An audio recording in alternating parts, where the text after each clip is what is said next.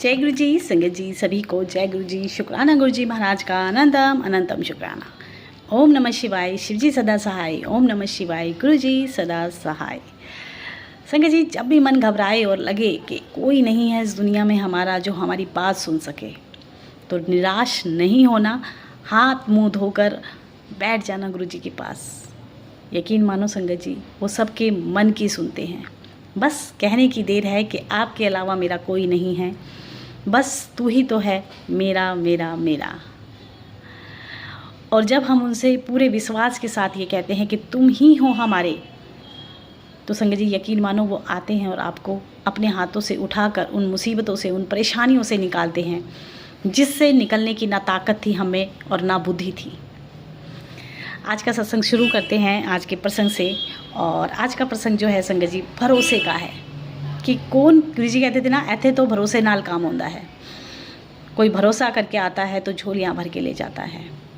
और इन प्रसंग का, इन सत्संग सुनने का भी मेन कारण यही है कि उस परमात्मा पे, रब पे हमें भरोसा करना आ जाए।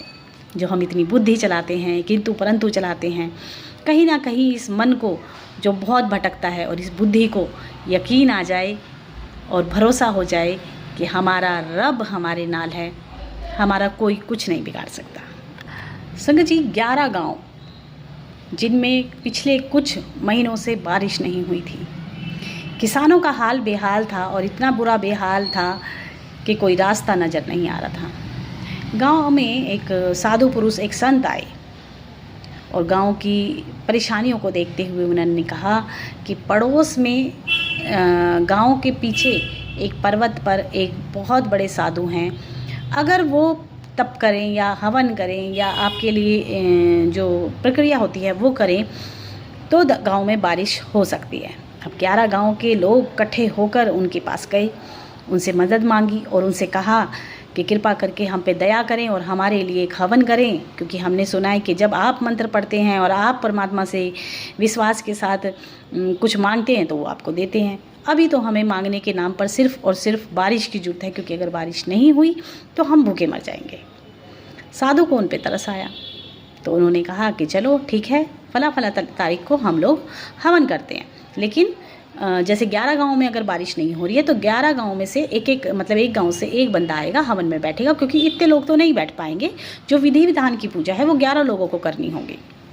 गाँव ने फैसला किया, जो उनके गाँव में से जो बेस्ट थे या जो मेन थे उनमें से एक एक बंदे को, एक एक लोग को लेकर हवन में बिठाया गया। एक एक बंदा वो साधु के पास वहाँ पहुँचे पर्वत पर, और वहाँ सामग्री और सारी तैयारियाँ की हुई थी उन्होंने। तो कहा कि चलो भाई हवन शुरू करते हैं। जब हवन शुरू किया तो साधु की एक इंसान पर, किसी एक गांव के जो मेन बंदा था उस पर उसकी बार बार दृष्टि जा रही थी और वो उसे देखकर बड़ा मुस्कुरा रहे थे।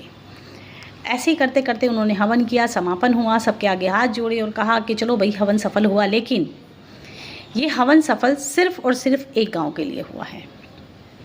तो बाकी जो 10 गांव आपस में एक दूसरे को देखने लगे, कह रहे भाई कौन से गांव के लिए सफल हुआ है, हमारे लिए क्यों नहीं हुआ, क्योंकि हमने तो सबने मन लगाकर पूजा की थी, पूरा ध्यान दिया था, हर चीज़ हमने की थी।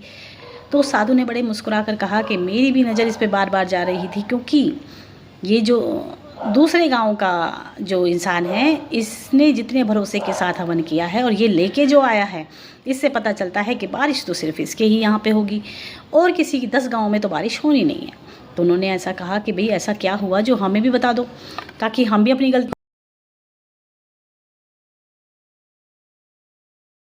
उन्होंने कहा कि तुम सभी ये सोचकर यहाँ पे इसलिए आए हो ताकि मैं हवन करूँ और विधि विधान से करूँ और बारिश हो जाए, लेकिन ये जो एक इंसान है ये भरोसे के साथ आया है और साथ में लाया है छतरी, क्योंकि इसको ये विश्वास था कि आज पूजा होगी और आज हवन होगा और तो 100% बारिश होगी। अब क्योंकि इसका विश्वास पूरा था तो बारिश भी इसके यहीं होगी, क्योंकि इसने तो विश्वास के साथ हवन किया है। तो गांव वालों को बड़ा अजीब लगा कि एक छतरी के होने से क्या फ़र्क पड़ता है, हम नहीं लाए लेकिन आए तो हैं। अब यही सब सोच के सबने साधुओं से प्रार्थना की और हाथ जोड़े और कहा कि चलो भाई ठीक है, ऐसा तो वैसे होना तो है नहीं कि भैया इसी के गाँव में बारिश होगी, हमारे यहाँ नहीं होगी। लेकिन साधु ने उनको साफ शब्दों में समझा दिया था कि जिसने विश्वास के साथ जो हवन में बैठा है और जो विश्वास के साथ, जिसका विश्वास दिख भी रहा है कि छतरी लेके आया भाई, यानी बारिश होनी है, आज मैं हवन में बैठूंगा और बारिश होगी, इसी विश्वास के लिए तो वो छतरी लेके आया है। ये होते हुए सब अपने अपने गाँव की तरफ रवाना हुए, क्योंकि एक के बाद एक ऐसे करके गाँव पड़ते थे। तो जब एक गांव पार हुआ तो बारिश नहीं हुई, दूसरा हुआ तो नहीं हुई, तीसरे गांव में बारिश हो रही थी जिस गांव से वो था जो छतरी लेके आया था। चौथे में गए तो नहीं थी, अगला उतरा तो नहीं थी, पर ऐसे करके 10 गांव में बारिश नहीं थी। सिर्फ और सिर्फ उस व्यक्ति के गांव में बारिश हुई थी जो छाता लेकर आया था। तो संगत जी, बैठते तो हम सभी हैं गुरु जी के समक्ष, गुरु तो हम सब करते हैं, पूरा दिन गुरु जी रखते हैं, लेकिन गुरु जी कहते हैं कि ऐथे तो विश्वास नाल काम होंदे हैं। जो जितने विश्वास के साथ मंदिर आता है, कुछ लंगर चखने आते हैं, कुछ घूमने फिरने आते हैं, कुछ मुझे अजमाने आते हैं, और कुछ सिर्फ और सिर्फ ये देखने आते हैं कि गुरु जी का मंदिर है कैसा। इतनी संगत आती है और सबके अपने अपने मुद्दे होते हैं, अपनी अपनी परेशानियां होती हैं, और बहुत सारी संगत तो सिर्फ अजमाने आती है कि चलो देख लेते हैं होता क्या है। तो जैसी जिसकी भावना, जैसा जिसका विश्वास, उतनी ही झोलियाँ भर के ले जाता है, क्योंकि यहाँ तो काम विश्वास से होते हैं। तो संगत जी, कभी मौका पड़े तो छतरी ज़रूर लेके जाना, क्योंकि ये छतरी विश्वास वाली है। जब भी मौका मिले, आप गुरु जी के मंदिर जाते हैं तो अपनी विश्वास वाली छतरी घर नहीं छोड़ के जाना, लेकर जाना, क्योंकि वो छतरी आपके हाथ में गुरु की कृपा देगी। अगर आपके साथ विश्वास नहीं है, आपके मन में गुरु जी के प्रति भरोसा नहीं है कि यहाँ जाने से हमारी ज़िंदगी में बदलाव होगा, तो शायद कई महीने, कई जन्म भी लग जाते हैं। गुरु जी कहते थे कि यहाँ तो आने जाने वाली संगत भी है, और संगत मेरी मुट्ठी भर भी है। तो आज के लिए इतना ही। आगे जो सत्संग है संगत जी, आज मैंने को आंटी ने जो सुनाया, मतलब बहुत बहुत बहुत प्यारा सत्संग है। हमारे बच्चे हमारी जान होते हैं। बच्चों की परवरिश के लिए माएँ हर चीज़ करती हैं, कई बार अपना घर भी छोड़ती हैं, कई बार बाहर लेकर भी रहती हैं। ऐसा ही सत्संग आंटी के बेटे का है, और बहुत प्यारा सत्संग है, और जवाब बहुत सारे हैं। संगत जी, आंटी का ऐसा था कि दिल्ली में रहती थी, और उनके बेटे के साथ एक ऐसी घटना हुई थी जिसमें उनके क्लास के बच्चों ने, क्योंकि बच्चा 11th क्लास में था, 11th में था, शायद 10th में था, मुझे ये नहीं पता, लेकिन 11th 12th में था, और उसके क्लास के बच्चों ने उसको बहुत बुरी तरीके से मारा था। कुर्सियाँ मारी थी, उसका सर फट गया था, मतलब बहुत अनलिमिटेड चीज़ें हुई थी। अब जब वो बच्चे को घर लेके आए, कंप्लेंट भी हुई पुलिस में, बहुत सारी चीज़ें हुई, उन सब चीज़ों में वो बच्चा डिप्रेशन में चला गया, क्योंकि उसके साथ जो चीज़ हुई थी वो उसके लिए बहुत बड़ा सदमा था। केस किया, आपस में दुश्मनी बंधी, क्योंकि आसपास के ही बच्चे थे, गली मोहल्ले के ही थे, क्योंकि पास में ही स्कूल था, और चीज़ें और से और ज़्यादा ख़राब हुई। ज़िंदगी में ऐसा लग रहा था कि जैसे सब कुछ छूट जाएगा, और साथ के साथ बच्चे की तरफ देखते तो आंसू निकलने के ना, कहते निकलते तो रुकते नहीं, कि बच्चे का होगा क्या, हमारे बच्चे का भविष्य ख़राब हो गया, हमारे बच्चा सदमे में चला गया, हमारा बच्चा डिप्रेशन में है, और तो और अब उसका पढ़ाई की तरफ रुझान भी नहीं था, उसका पढ़ाई से मन हटने लगा था। कहीं ना कहीं उसके मन में ये था कि इतना सब होने के बाद मेरी लाइफ में मैं बेवजह पिटा भी हूँ, मेरा मजाक भी बना है, और चोट कोई छोटी मोटी मामूली चोट नहीं थी, उस बच्चे को बहुत सीरियस मतलब चोट आई थी, काफ़ी उसको मार पीट पड़ी थी, कई बच्चों ने मिलकर उसको बुरी तरह मारा था, और बच्चा छोटा नहीं था, 17 साल का बच्चा था। संगत जी, ये सब हो रहा था, तो उनके किसी जानकार ने उनको बोला कि आप यहाँ पे आ जाओ, यहाँ से दिल्ली से मकान छोड़ दो, क्योंकि यहाँ रहना ठीक नहीं है, आस पड़ोस में दुश्मनी बन रही है, आप यहाँ रहोगे तो बच्चे के फ्यूचर पे इफ़ेक्ट होगा।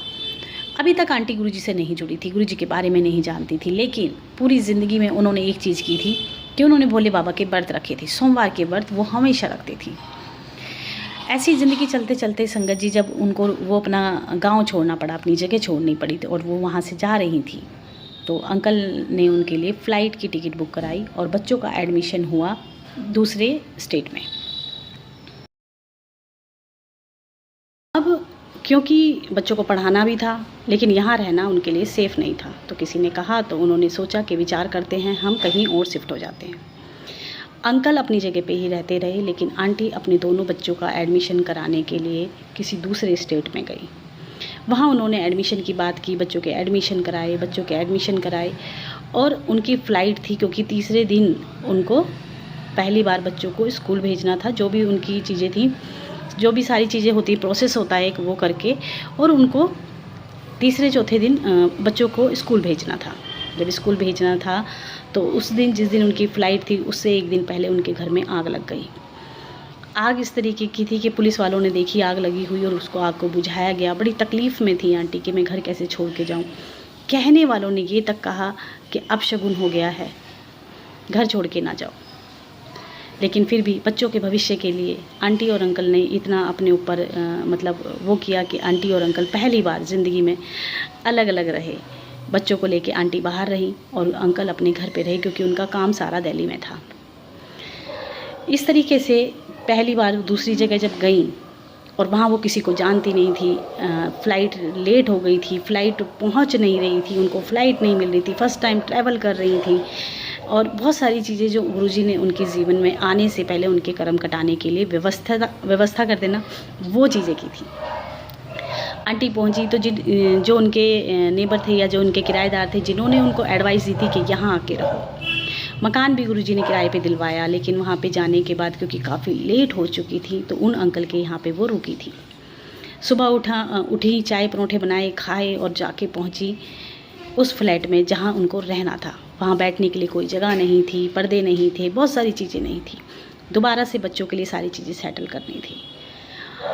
ऐसे ही करते कराते बच्चों को स्कूल भेजना शुरू किया, और जो बदलाव सबसे बड़ा उनकी ज़िंदगी में आया वो ये आया कि जो बच्चा बहुत अच्छा, बहुत सीधा और बहुत प्यारा था, उस चीज़ों का इफ़ेक्ट जो उसके साथ घटित हुई थी, कहीं ना कहीं वो ये सोच रहा था कि मैं सही होते हुए भी मुझे ही स्कूल छोड़ना पड़ा, मुझे ही शहर छोड़ना पड़ा, मेरे पापा ने मेरे खिलाफ़ कुछ एक्शन मतलब मेरे लिए नहीं लिया। बहुत सारी चीज़ें उस बच्चे के मन में थी जो डिप्रेशन में बदल गई। अब धीरे धीरे बच्चे का व्यवहार इतना गंदा होता जा रहा था कि उसकी पढ़ाई में उसका मन नहीं था। कभी भी उठता और अपने यार दोस्तों के संग, स्कूल के फ्रेंड्स के संग घूमने निकल जाता। पढ़ता नहीं, पढ़ने में पूरा ध्यान नहीं था, दोस्तों में उसका मन था। अगर माँ कुछ कहे तो तोड़ फोड़ करता था और चीज़ों को पटकता था। कई बार आंटी और आंटी की बेटी इतना डर जाती थी उसके रवैये से, और क्योंकि माँ अपने बच्चे को ज़्यादा प्रेशर भी नहीं डाल सकती, क्योंकि 17-18 साल का बच्चा काफ़ी बड़ा होता है, और बेटे तो आजकल आपको पता ही है। ऐसी ज़िंदगी उनकी चल रही थी। और कभी कभी ऐसा होता था कि सैटरडे आने से पहले ही उनकी बेटी बोलती थी कि माँ आज सैटरडे है, आज कुछ ना हो, क्योंकि 2 दिन उसके लिए ऐसे थे कि मंगलवार और शनिवार को वो बच्चा कुछ ना कुछ कलेश ज़रूर करता था। मतलब बहुत ज़्यादा हाइपर हो जाता था, चीज़ों का तोड़ना फोड़ना, आउट ऑफ कंट्रोल हो जाता था। आंटी के दिमाग में कहीं ना कहीं ये चल रहा था कि मेरे बच्चे को हुआ क्या है, काला जादू हुआ है कि क्या परेशानी हुई है, कि डिप्रेशन हुआ है, क्या प्रॉब्लम हुई है, इसके हो क्या गया, क्योंकि ये बच्चा ऐसा नहीं था। समय बीतता रहा। संगत जी उनकी कोई फ्रेंड नहीं थी, कोई जानकार नहीं थी। कई बार अकेले रहने की वजह से वो पार्क में घूमने चली जाती थी। जब पार्क में घूमने जाती थी तो एक बुज़ुर्ग आंटी उनको मिली, और क्योंकि उनका रोना निकल गया उनसे बात करते करते, तो उन्होंने कहा कि हमारे गुरुजी हैं, क्यों ना आप इनको मानो, और आपको कुछ नहीं करना, सिर्फ गुरुजी का मंत्र जाप है, आप उसको अपने घर के टीवी में चला दो, बच्चे के अंदर जो भी प्रॉब्लम है गुरुजी ठीक करेंगे। संगत जी अगला ही दिन हुआ था, और अगले दिन वो आंटी सुबह सुबह गुरुजी का स्वरूप लेके आंटी के पास आई और कहा कि मैं गुरुजी को लेके आई हूँ, बताओ कहाँ विराजमान करूँ। एक छोटा सा मंदिर बनाया हुआ था जिसमें साईं बाबा थे, जो कि उनकी फ्रेंड्स ने दिल्ली छोड़ने से पहले उनको गिफ्ट किया था कि आप जा रहे हो तो साईं बाबा को लेकर जाओ, ये आपके साथ रहेंगे। उसी मंदिर में उन्होंने गुरुजी के स्वरूप को विराजमान कर दिया। लेकिन कहीं ना कहीं उनके मन में ये डाउट था, मन में कोई विश्वास नहीं था, गुरुजी के प्रति कोई प्यार नहीं था। बस वो आंटी लेके आई थी और उन आंटी ने गुरुजी को विराजमान कर दिया। अब धीरे धीरे वो सत्संग भी सुनने लगी। घर में गुरुजी का मंत्र जाप चलने लगा। गुरुजी के मंत्र जाप से कह रही थी कि पहले जैसे कि 100% बेटे का हाल बहुत बेकार था, बहुत सारी चीज़ें थी, ख़राब थी, और धीरे धीरे बेटे में 70%, फिर 50%, फिर 80%, ऐसे करके उसमें धीरे धीरे बदलाव आने लगा। और जैसे जैसे उसमें बदलाव आ रहा था वैसे वैसे आंटी का विश्वास गुरुजी पे बढ़ता जा रहा था।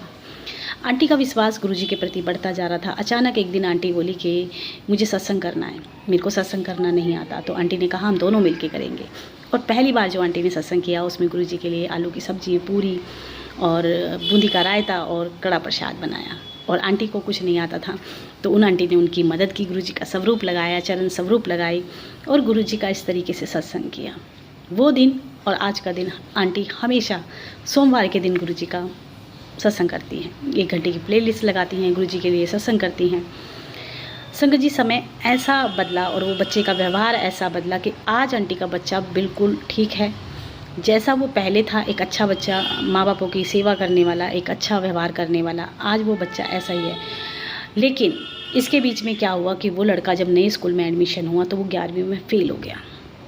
जब फेल हुआ तो एक कहते हैं ना, उम्मीद टूट जाती है, आस टूट जाती है कि बच्चा फेल हो गया, इसकी वजह से तो मैं स्टेट छोड़ के बाहर रह रही हूँ।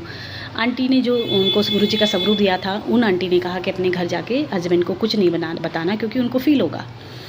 और इस तरीके से आंटी ने जाके स्कूल में बात की, क्योंकि वो उस स्कूल में 11वीं छोड़कर आया था और लास्ट टाइम पे आया था, तो स्कूल वालों से बात की। गुरुजी की मेहर से वो आगे 12वीं क्लास में प्रमोट किया गया। 12वीं में से पहले आंटी अपने घर आई अपने हस्बैंड के पास, और आंटी ने कहा था उन आंटी ने कि गुरुजी के बारे में उनको कुछ नहीं बताना अपने हस्बैंड को। हस्बैंड जो एक बिल्कुल गुरुओं को ना मानने वाले, गुरुओं पे विश्वास ना करने वाले एक ऐसे इंसान, आंटी ने बताया कि गुरुजी हैं जिनको मैं मानती हूँ और मुझे उनके बड़े मंदिर जाना है, उनका शुक्राना करना है। अंकल ने कहा तो जाओ, बताओ कहाँ पे, मैं भी लेके जाऊँगा तुम्हें। तो बोली अंकल का रवैया बिल्कुल चेंज था, मतलब जो उन्होंने सोचा था वो व्यवहार उन्होंने नहीं किया, उन्होंने हाँ में हाँ मिलाई। और इस तरीके से अंकल ने कहा कि मैं भी गुरुजी के मंदिर चलूँगा, लेकिन उनको कहीं बाहर जाना था तो वो नहीं जा पाए। 4 बजे फिर उन्होंने टैक्सी ली, गुरुजी के मंदिर गई और गुरुजी के मंदिर जाकर उन्होंने गुरुजी के दर्शन किए। लेकिन उनके साथ जो हुआ, संगत जी की चप्पलें उतारी थी जहाँ पे हम चप्पलें अपनी स्लीपर देते हैं, जल प्रसाद लिया और घूम के वापस आके उन्होंने फिर अपनी चप्पलें ले ली और चप्पल पहन के गुरुजी के मंदिर चली गई।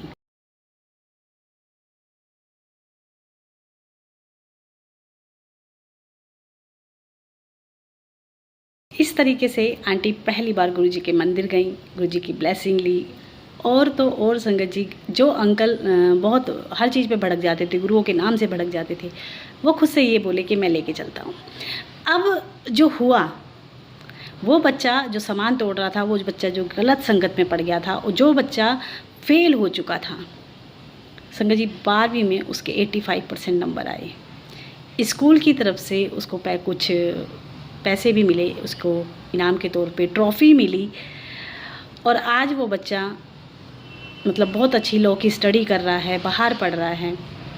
संगत जी हो सकता था कि गुरुजी नहीं मिलते तो वो बच्चा अपनी ज़िंदगी से भटक जाता, अपने कर्मों से भटक जाता, लेकिन गुरुजी हमारे बच्चों को हमेशा संभाल के रखते हैं, हमेशा उन्हें सही राह दिखाते हैं।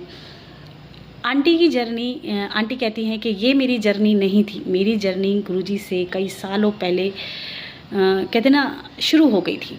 क्योंकि मेरे मानने में ये है कि मैंने सोचा कि अब जुड़ी हूँ मैं गुरुजी से, लेकिन गुरुजी से तो मैं आज से कई साल पहले, जब मेरे बच्चे भी नहीं हुए थे, मैं उससे पहले से जुड़ी थी।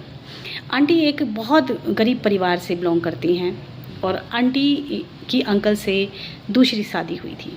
आंटी की जो पत्नी, आंटी के जो हस्बैंड हैं और उनकी पहली पत्नी, वो एक केमिस्ट की, उनकी अलग अलग शॉप थी और उनकी लव मैरिज हुई थी।